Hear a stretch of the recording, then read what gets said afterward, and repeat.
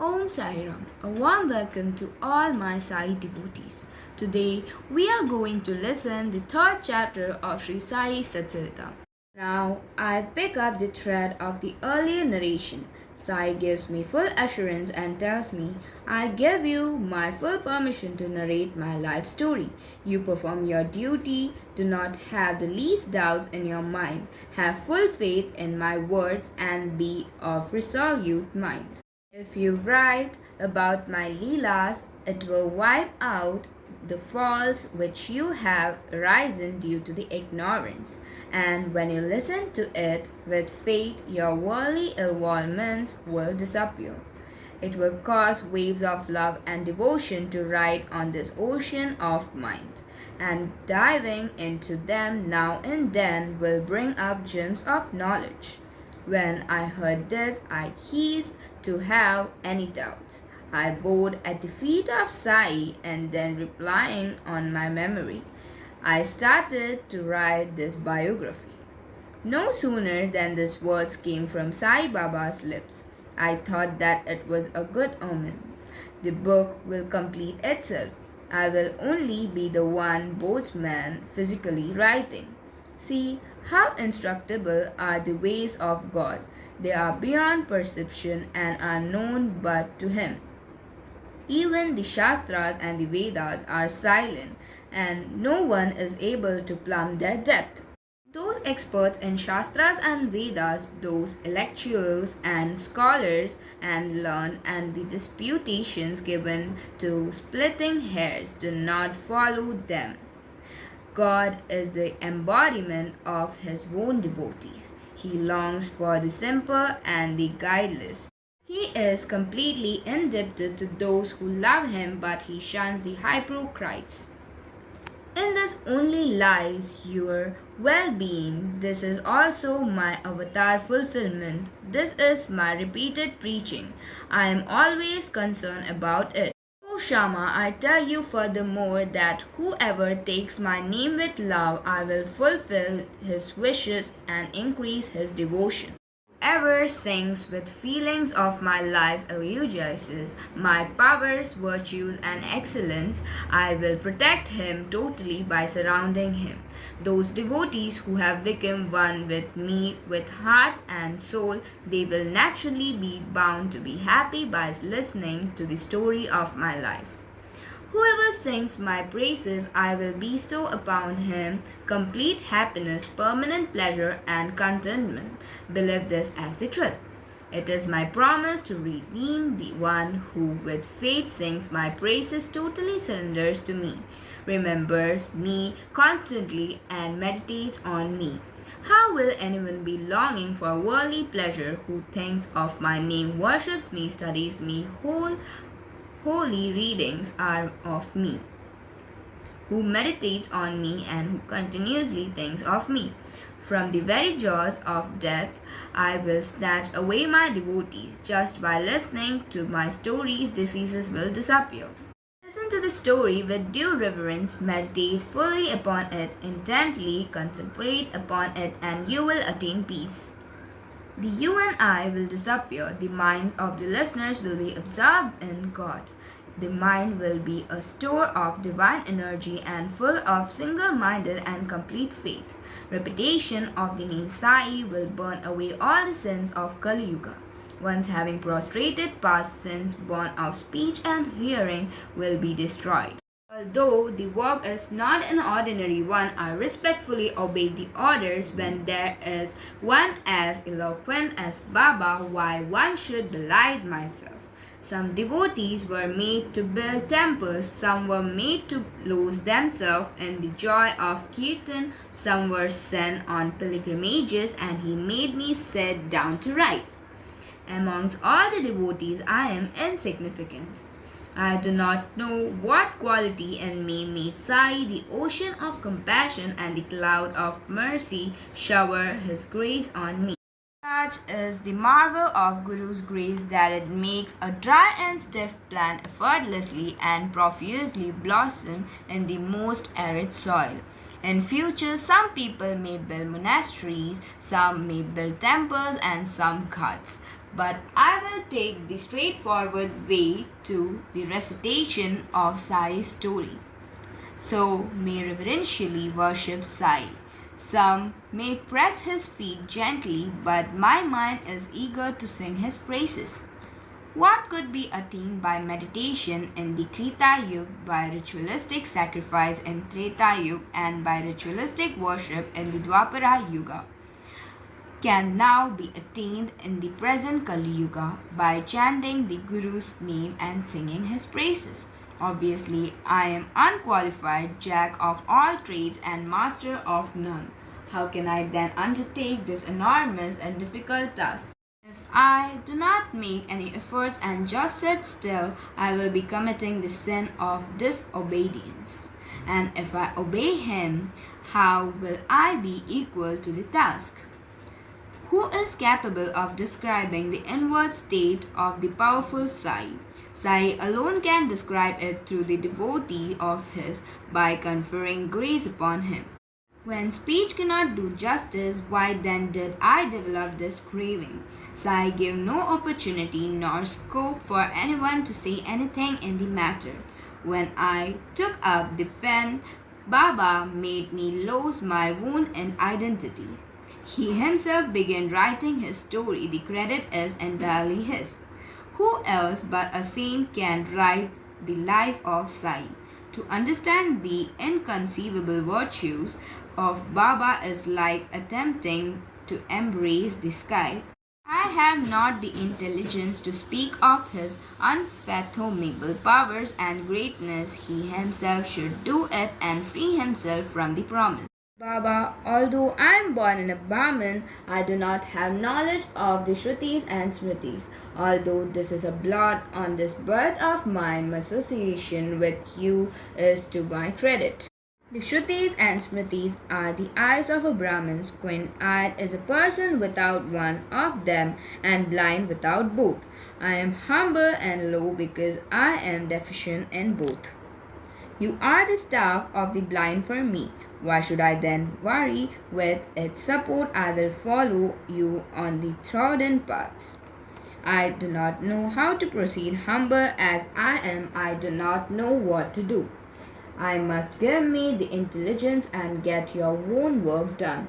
The mystery of that inconceivable power which moves the dumb to speak like Brihaspati and the lame to cross Mount Meru is known only to Baba alone.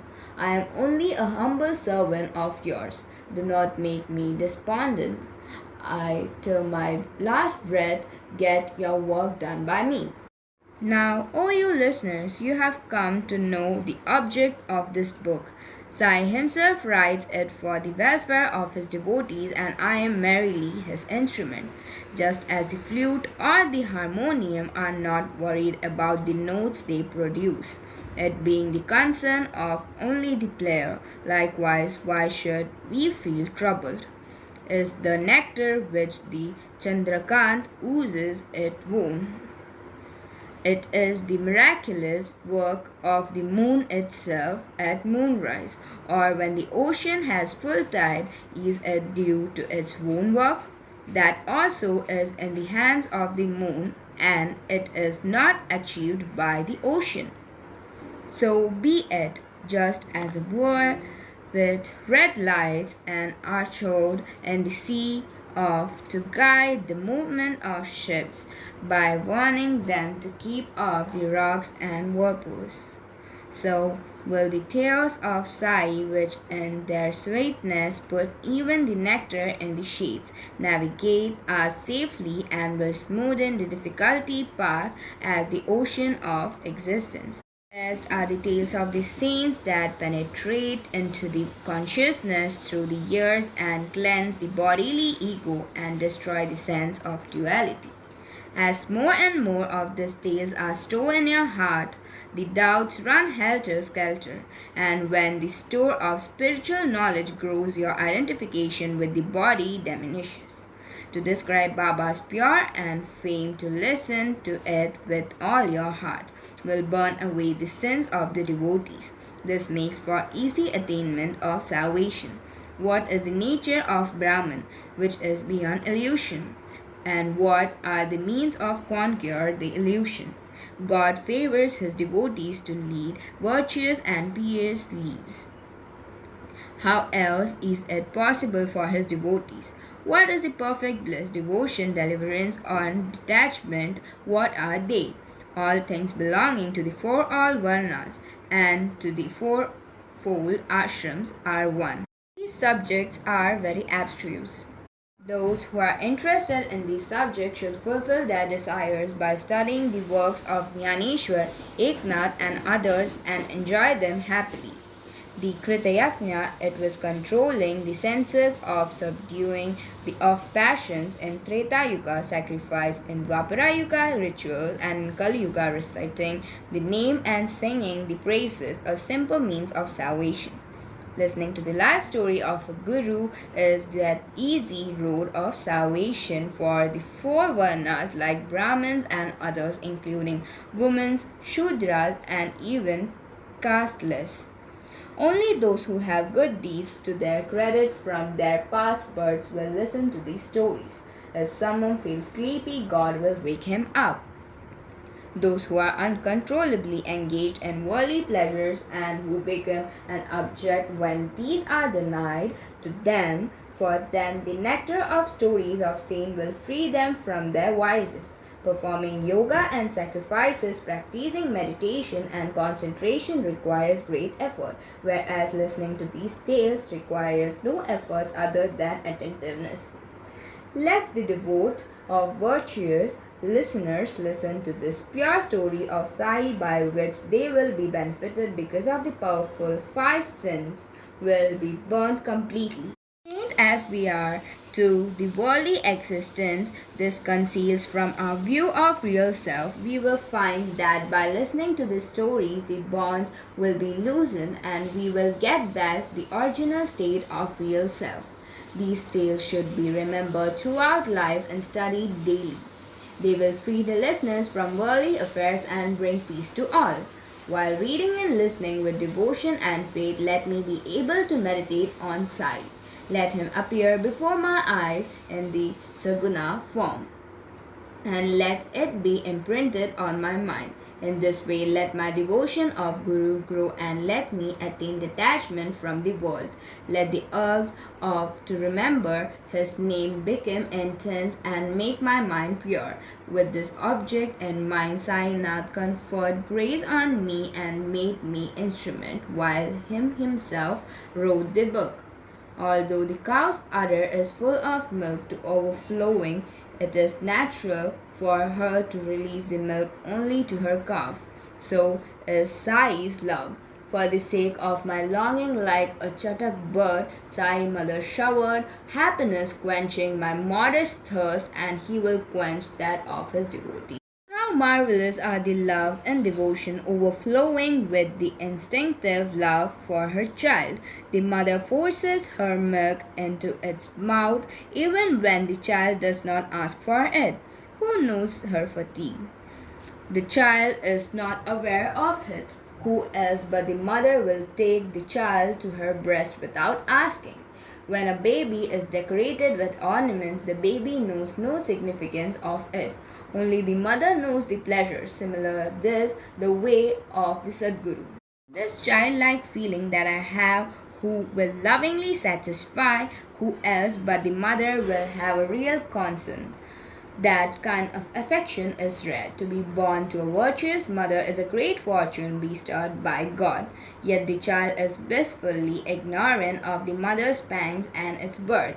May that be whatever. Baba said something more in this regard, which I will tell you.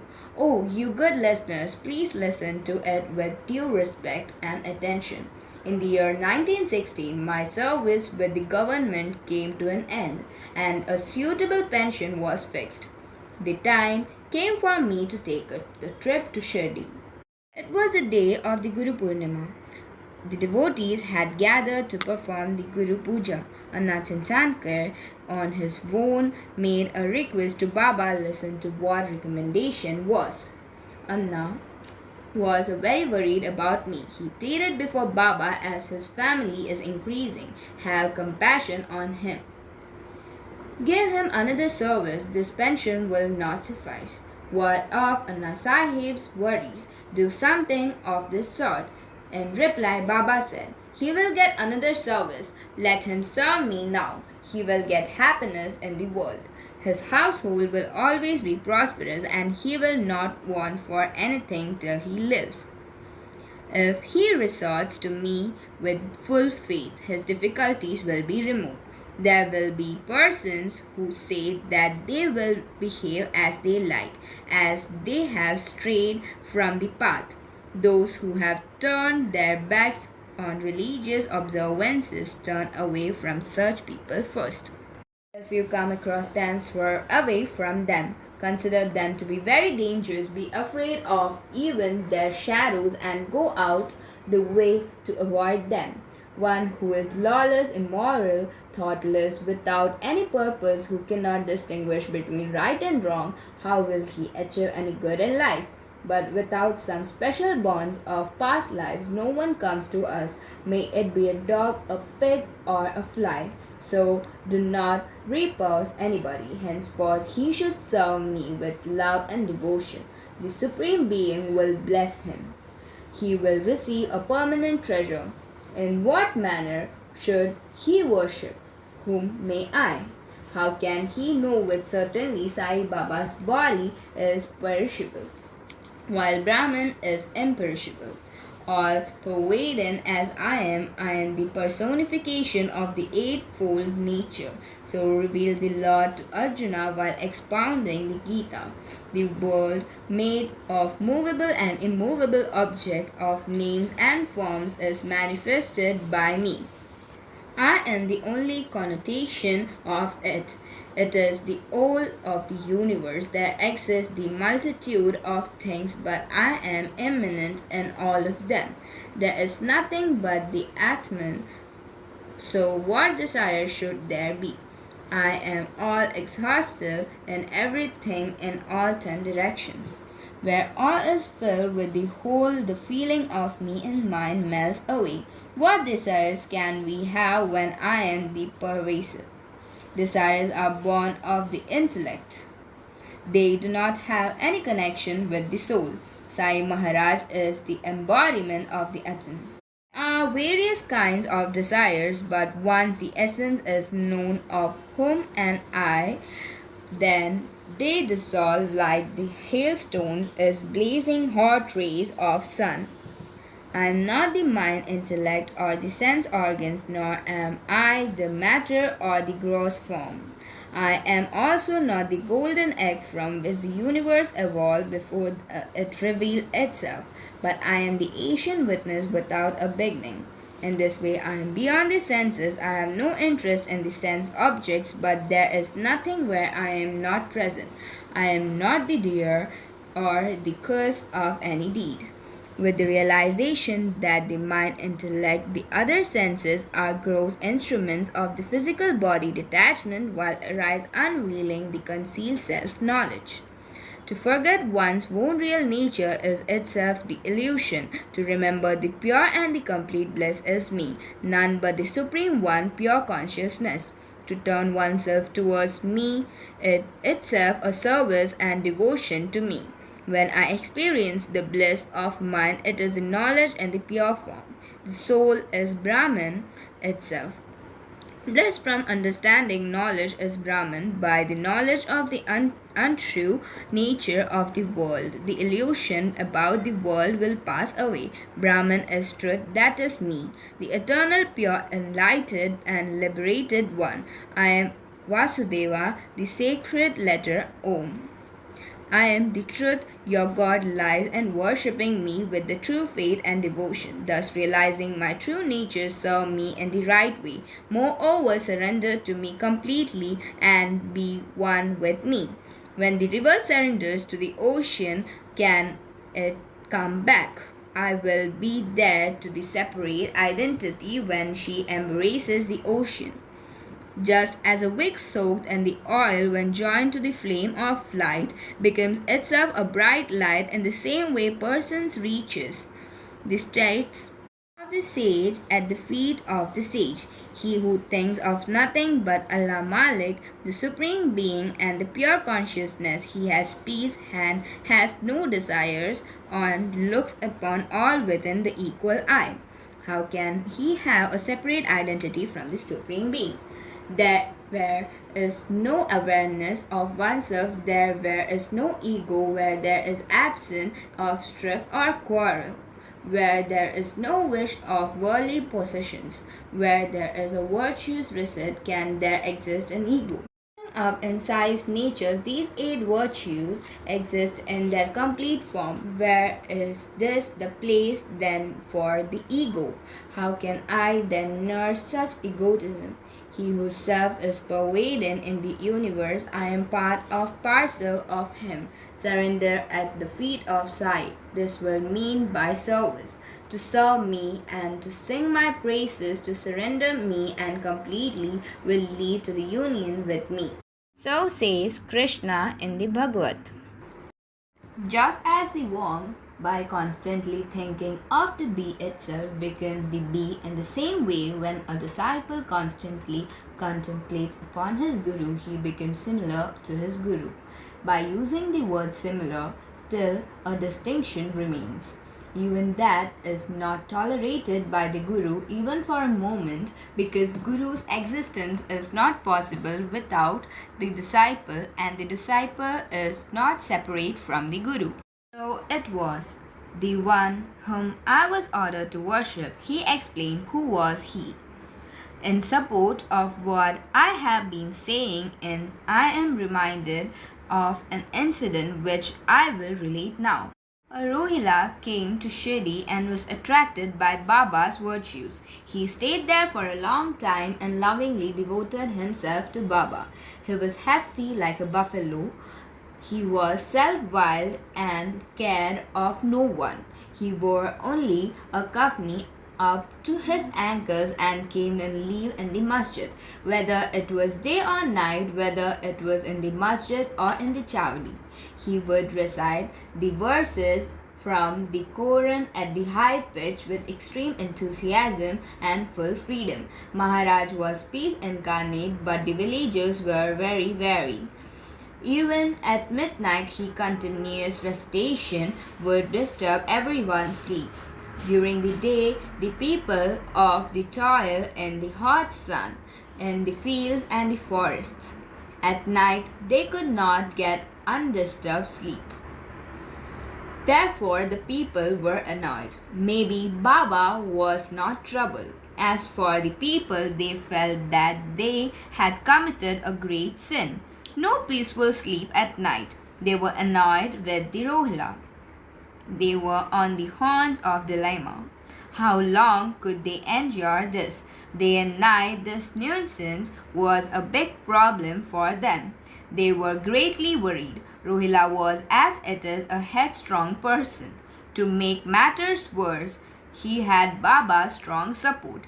He became more uncontrollable than what he was before and gave himself airs. He became arrogant and disdainful and behaved insolently with the people and behaved more recklessly than before, and the whole village turned against him. Sai, being very kind-hearted, like a mother, always shielded those who surrendered to him. Therefore, all the villagers came to him and entreated him.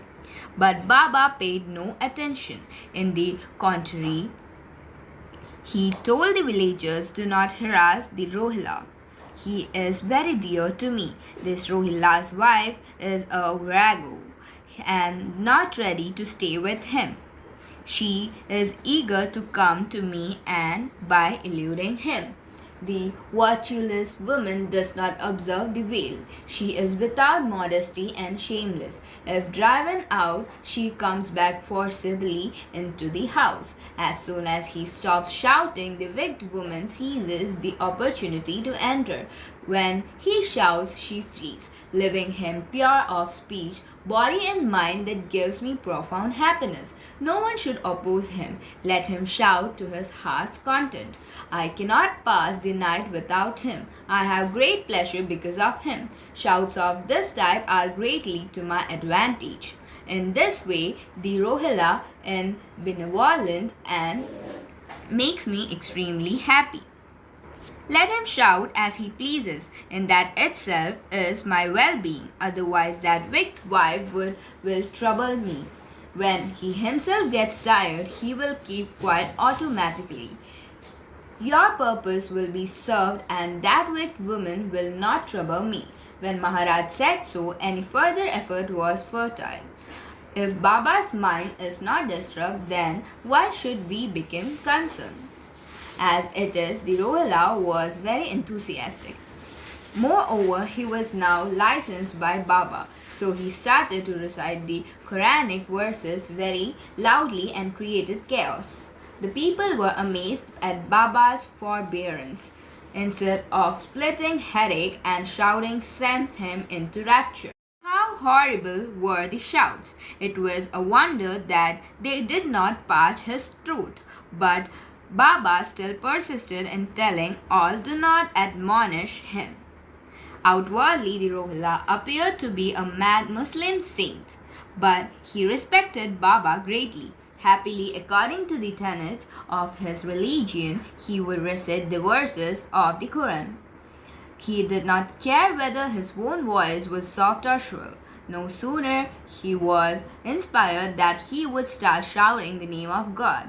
Nature had endowed him with the rattling voice. He regularly and constantly shouted Allahu Akbar and the verses with a great joy. Baba disliked association with the one who lauded God's name. Then why would he think of driving away the Rohila when he was continuously repeating God's name? Wherever my devotees are singing my praises, I am present there. There I am without rest, alert and without sleep, as if it were to prove the utterance in the Bhagavad Gita that Baba behaved in this way. The Rohila subsisted on whatever he got by the way of alms or else went hungry occasionally. How could he have a wife who could go and bother Baba? Rohila was reduced to penury. How could he have a marriage or a wife? Baba was celibate from childhood, so the whole story was allegorical. Let him sing with a loud voice. Baba is satisfied by the recitation of the verses. He listened to them by in day and out. Sleep was like poison compared to the verse. Compared to the enlightening preachings of the verses, the complaints of villagers were hollow. This was the strategy followed by Baba to give the villagers the correct perspective. In the manner Baba conveyed the lesson to one and all that he liked the Rohila's company because he loved God's name. The things perceive one who perceives, and that which he perceives is God for him. Such a person, whether he be a Brahmin or a Pathan, is regarded as the same. Once after the noon arati, when the people started returning home, Baba spoke sweet words from his lips. Hear them. Wherever you are and whatever you may be doing, always bear it in mind that I shall continue to be informed of the minutest details of your deeds. In the manner as I am described, I dwell in the minds of all, I am in the hearts of all, and pervading, I am the Lord of all. I fill the entire creation within or without to the point of overflowing. This universe is directed by God, and I am the one who holds the reins. I am the mother of all beings. I am the equilibrium of the three gunas. I promote the activities of the senses. I am the creator, the perceiver, and the destroyer. One who concentrates on me, for him nothing is difficult.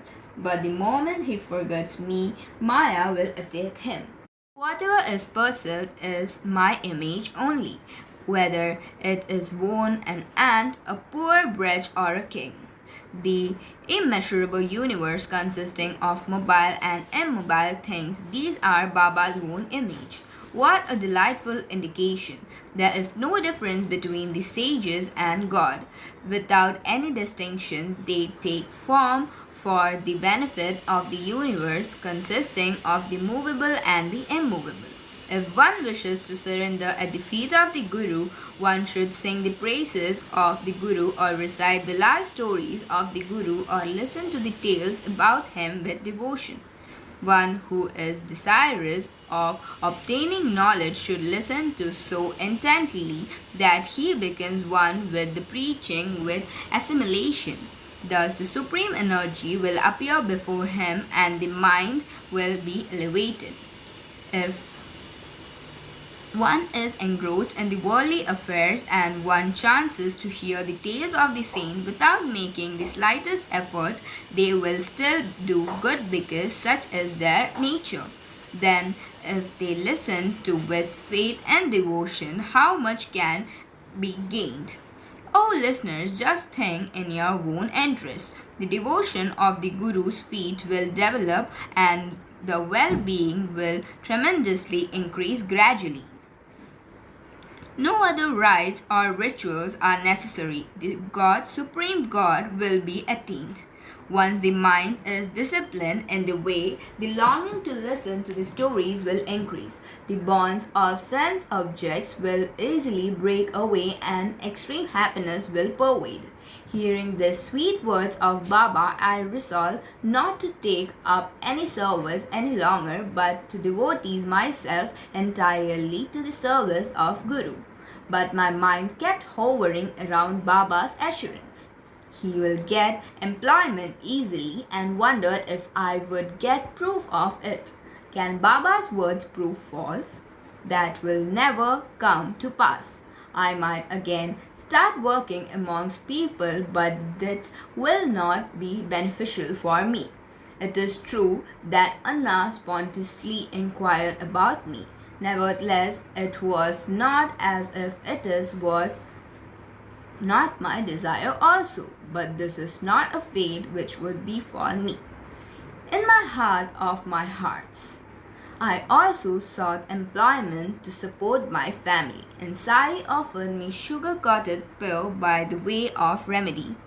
That medicine with the hope of something sweet I drank and I became fortunate. A job came unexpectedly and I accepted it out of desire for money. Even if it is jaggery, one will be tired of eating it continuously. I prefer licking the finger dipped in the honey of Baba's preachings. The job was not permanent. It ended as unexpectedly as it came.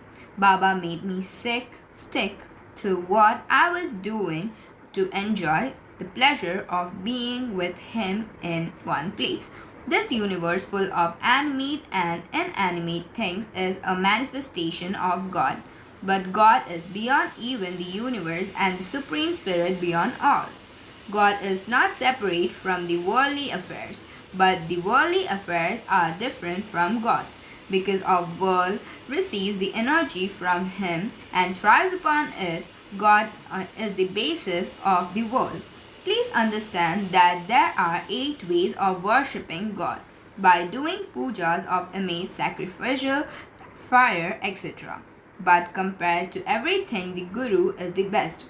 Himself was the supreme Brahman, yet he bowed at Sandipani's feet and said, "Remembrance of the Sadguru is the surest way to please me, who is Narayana. Singing the praises of Sadguru rather than my praises is dearer to be the 1,000-fold. Such is the excellence of the profound significance of the Sadguru. He who turns his back on the praise of Guru is an unfortunate sinner. He endures the pain cycle of births and deaths and becomes the cause of his own ruin. Birth and death follow one after the other. This is an endless cycle, hence let us listen to these tales to achieve our own deliverance. Even casual words uttered by the saints break the bonds of false knowledge to save us in times of calamities. So let us all assimilate these stories. do not know what the future will be and what help they would give. This is the play of Almighty. The loving devotee is just a spectator. Being without the intelligence or wisdom, how would I explain the good fortune befalling me that I should have powerful guru like Sai? This is also his Leela. I have already narrated the purpose of this book and the assurance given to me by Baba. Due to him, the direction was received of the distinction of you and I and of worship. Now you listeners will be listening in the next chapter to an account of how Sai Samartha Sai Nath appeared in Shirdi. All of you, young and old, simple or believing, spare a few moments from your worldly life and listen to his unique story of Sai. Though Sai is himself an incarnation, he remaining unaffected enacts various roles just like a householder engrossed in his daily life. He acts according to the dictates of Maya. Samartha Sai. With this mantra, for those who serve at his holy feet, he moves the strings for the deliverance of his devotees from the worldly existence. Sacred is his life story, and briefly, holy is the story of Sai. The heart will be purified of those who recite and those who listen. Listening to the stories with love will dispel all worldly afflictions. Sai, the cloud of mercy, will shower grace and complete the pure knowledge will appear. Sloth, a wandering mind, attachment to sense objects and indulgence of the palates. These are obstacles which come in the way of listening. Steer clear all of this and the listening will become the happy experience. You do not need ceremonies to complete the rituals. You do not need fasting to torture the body. You do not need to visit the tirthas. It is sufficient to listen to the story. And in love and awareness of the core of devotion will easily lead to the attainment of the highest good and incorrect knowledge, and the knowledge of the twofold nature will be destroyed. You need not to make efforts for other means. Let us listen to the Sai Charita. It will exhaust all karmas of all the past and the present life, which result in rebirth. Not the least effect will remain of them. As miser, wherever he is, has his mind fixed on his hidden treasure. Day and night, in the same easy way, Sai should dwell in our minds. May there be well-being. This is the end of the third chapter named The Consent Given to Write This Book of Sri Sai Samartha Satcharita. Written by the devotee Hemantpant, impelled by the saints of virtuous people. This is offered to Sri Sadguru Sai Nath. May there be auspiciousness. Om Sai Ram.